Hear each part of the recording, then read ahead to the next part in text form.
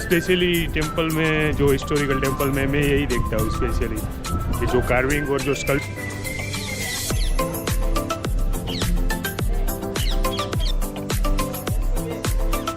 करीबन 15 मीटर 15 से 20 मीटर के करीब ये इसकी हाइट।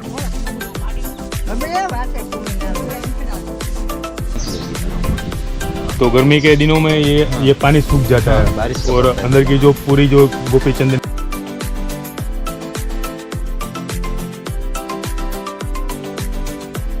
गुड मॉर्निंग, सलाम, नमस्ते, सत श्री अकाल गाइस। तो कैसे हैं आप सब? तो मेरे इस नए व्लॉग में, इस नए वीडियो में आप सबका बहुत बहुत मैं स्वागत करता हूँ। तो मैं अभी हूँ मार्केट चौक में। आप ये देख सकते हैं, ये पूरा मार्केट चौक है जहाँ पर सब्जी फ्रूट्स अभी मिलते हैं। तो मैं करीबन 6 बजे उठ गया था और बाद में मैंने और भैया ने दीदी ने जो नाश्ता बनाया था, पोहे और चाय का नाश्ता किया। और बाद में आया हूँ मैं यहाँ पर, क्योंकि आज हम जाने वाले हैं रुक्ष्मणी मंदिर, नागेश्वर और बेट द्वारका, गोपी तालाब। क्योंकि अकेले आपको ये सब साइट्स कवर करने में बहुत दिक्कत हो सकती है, टाइम की कमी हो सकती है। तो इसलिए अभी यहाँ पर ये टूरिज़्म की बस है और एक दूसरी बस है। तो आज हम इस बस में राइड करेंगे और करीबन 2 बजे रिटर्न आएंगे और ये सभी जो प्लेसेस है वो कवर करेंगे। तो चलिए इस व्लॉग को करते हैं स्टार्ट और एक्सप्लोर करते हैं आज द्वारका के जो बेट द्वारका और वहाँ के जो ब्यूटीफुल प्लेसेस है उसके बारे में। तो आज की हमारी ये बस टूर यात्रा की शुरुआत हो गई है और अभी हम चले गए रुक्ष्मणी माता टेम्पल, वहाँ पर दर्शन करेंगे और बाद में जो आगे के प्लेसेस है गोपी तालाब, नागेश्वर और बेट द्वारका, वहाँ पर जाएंगे। बोलिए रुक्ष्मणी माता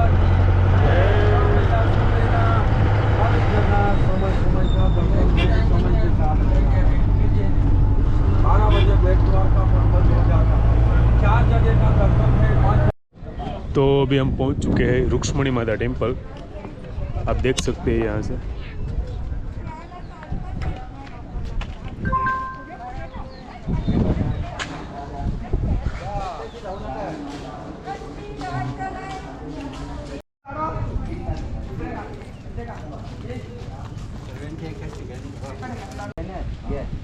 इसमें टिकट देगा, ये पूरा घुमा के लाएगा। हाँ, 100-150 लेगा।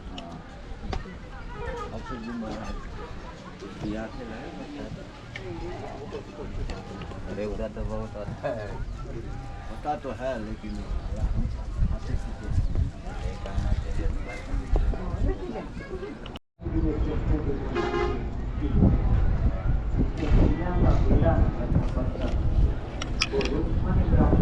तो हमने अभी रुक्ष्मणी माता के दर्शन किए और अभी चलते हैं हमारे नेक्स्ट डेस्टिनेशन पे। और स्पेशली जो टेम्पल है, टेम्पल में जो स्कल्पचर जो कार्विंग की जाती है वो अलग डिफरेंट जो डिज़ाइन और कई स्टैचू छोटे बड़े, वो काफ़ी लाजवाब। मैं तो स्पेशली टेम्पल में जो हिस्टोरिकल टेम्पल में मैं यही देखता हूँ स्पेशली कि जो कार्विंग और जो स्कल्पचर होता है। तो अभी चलते हैं बस में हमारे नेक्स्ट डेस्टिनेशन की तरफ।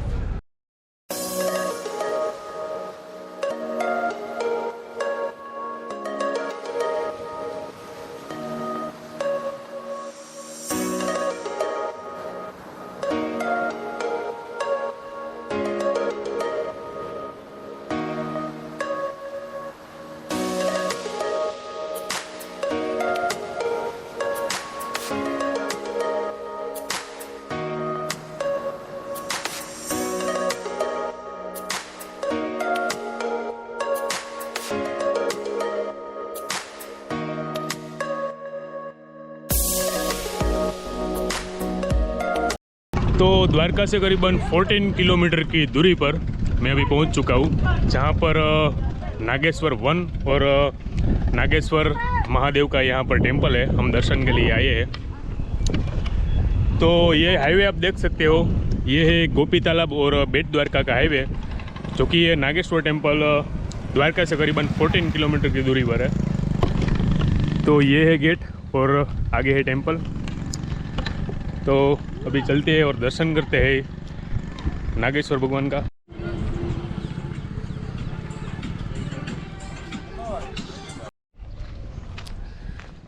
तो ये है नागेश्वर महादेव टेम्पल।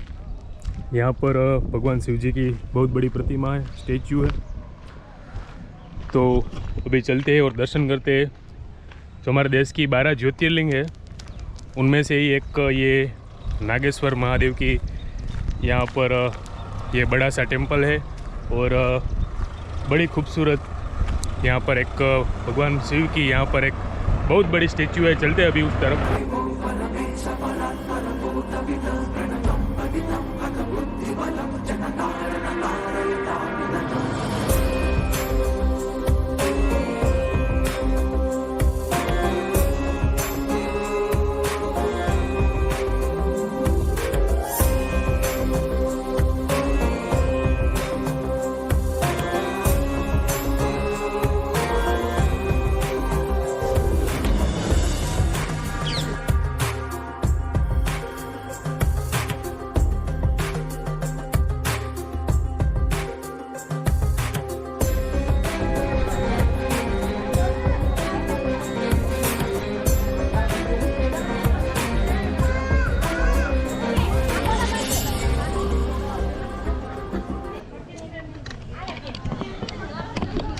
तो अभी आप दर्शन कर रहे हैं, ये है भगवान नागेश्वर की, भगवान शंकर की ये बहुत बड़ा सा ये स्टैचू, बहुत बड़ा स्टैचू है।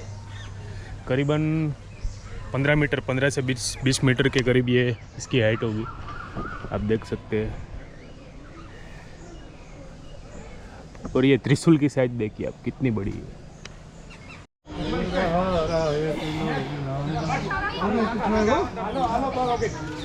बैठो जल्दी पकड़, मास्क निकालो बड़ा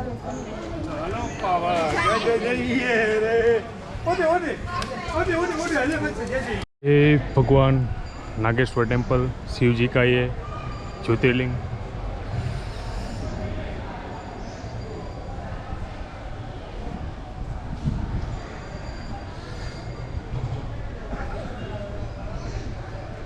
और यहाँ है भगवान शंकर और माता पार्वती की स्टैचू।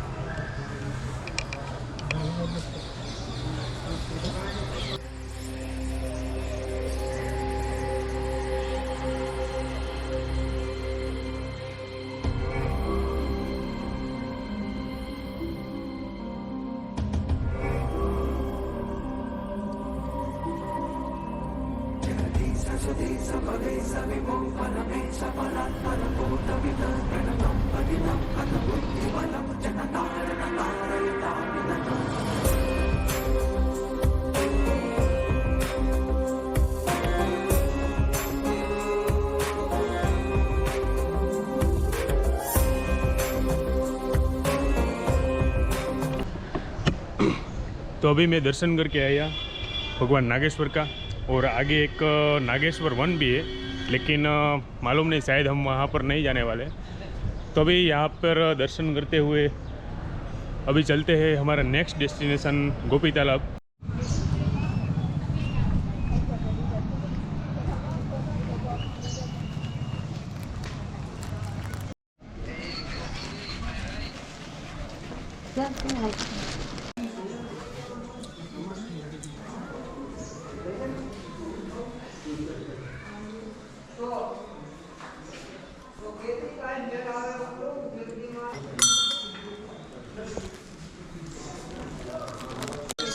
तो अभी हम पहुंच चुके हैं गोपी तालाब और गोपी मुख्य मंदिर में। आप पीछे देख सकते हो, ये है गोपी मुख्य मंदिर और आगे है गोपी तालाब, वहाँ पर चलते हैं अभी।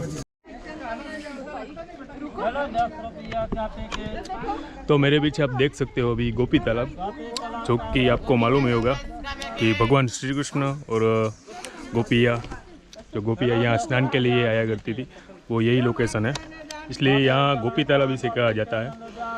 और यहाँ की खासियत है कि यहाँ पर गोपी तालाब में जो चंदन जैसे यहाँ पर जो मिट्टी और पत्थर जो थोड़ी सी येलो टाइप की होती है, वो आपको यहाँ पर बहुत ज़्यादा जो चंदन है उसके छोटे छोटे जो पीसेस है यहाँ पर बहुत सारे मिल जाएंगे। ये गोपी चंदन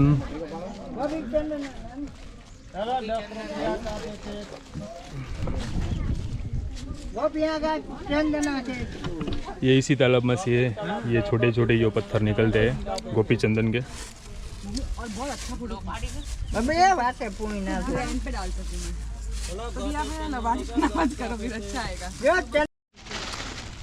और मैंने एक पैकेट लिया था सूखी बेल का यहाँ पर मछली को खिलाने के लिए।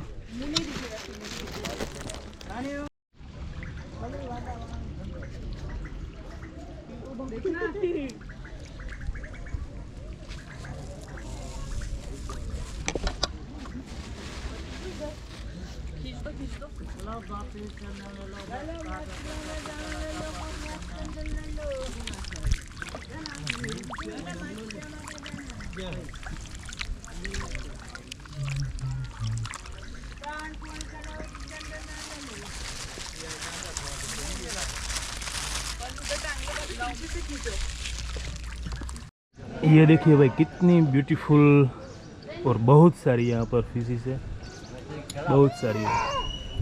10 का पैकेट 10 का 4।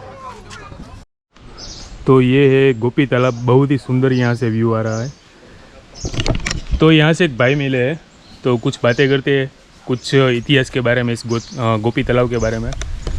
क्या नाम, आपका नाम क्या है भैया? हमारा नाम राज गोस्वामी है जी जी। यहाँ पे है ना, कृष्ण भगवान बड़े होके आए थे द्वारिका में, तो जी। पूरी सोने की नगरी बनाई, जी जी। इसलिए इसे द्वारिका में आके तो गोपियों ने कहा जो बचपन में माखन चोर था उसने सोने की नगरी पूरी कैसे बनाई। जी। तो यहाँ गोपियाँ देखने के लिए आते हैं द्वारिका में। जी। तो द्वारिका देखकर बेट द्वारका कृष्ण भगवान का घर था, तो भगवान ने अर्जुन को आदेश दिया कि आप गोपियों के साथ रक्षा के लिए जाओ। जी। बेट द्वारका से घर दिखा के सही सलामत गोकुल मथुरा छोड़ के आओ। जी। तो भगवान ने आदेश दिया, तो बीच में ये तालाब आता है, जी। तो गोपियों को नहाने का मन होता है, तो गोपियाँ नहाने के लिए उतरती है। तो अर्जुन को घमंड आ जाता है कि मेरे जैसा कोई गांडीवधारी नहीं। जी। तो उसका घमंड चूर करने के लिए भगवान ने अपने हाथ और पैर में से मैल निकाला और काबा जाति को उत्पन्न किया।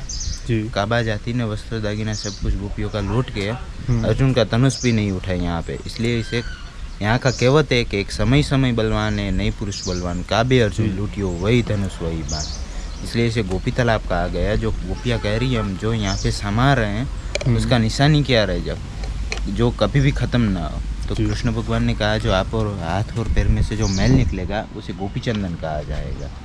जो भी उसका तिलक करेगा उसे तन और मन की शांति मिलेगी, इसलिए इसे गोपी तालाब कहा गया।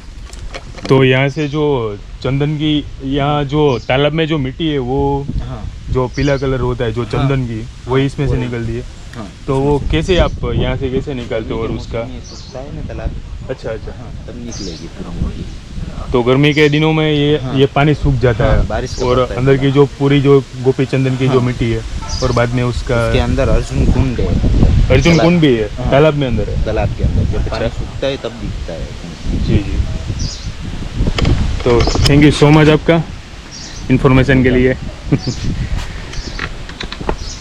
तो ये था कुछ गोपी तालाब के बारे में इतिहास। तो अभी चलते हैं बस में हमारा नेक्स्ट डेस्टिनेशन की तरफ। ये मिट्टी